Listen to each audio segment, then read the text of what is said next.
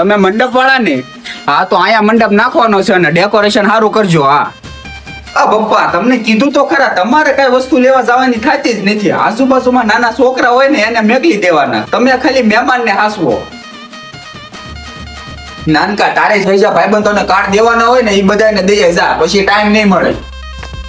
ભાઈબંધો તમે બધા હું પાટાની શ્યામ પડ્યા છો? આ કામ કરો ને, આ બધું વેરણ શેરણ પડ્યું છે. હું કઈ તમારા લગ્નમાં કઈ બેહી ન રહ્યો તો બધું કામ કરતો. હે ગોર દાદા, હવે હાથમાં મીંઢોળ બાંધી દીધો એટલે કોઈને હાથેથી રામ રામ નહીં મળવાના ને. ઠીક સમજો મારા કલેજાઓ, રાતે દાંડિયા રસમાં કોઈએ દારૂ પીને આવવાનું થતું જ નથી ને કોઈએ ખોટા ભવાડા કરવાના થતા જ નથી. પણ દારૂનો તો કાંક મેળ કરી દે યાર. એકવાર શાંતિથી લગ્ન પતી જાવ જો, પછી તમને બધાને બોલાવી છે ને તમારે દારૂ પીવો હોય ને એટલો પાસ. પણ અત્યારે કાંઈ નહીં, અત્યારે ખાલી મારો પ્રસંગ હાંસવી લ્યો.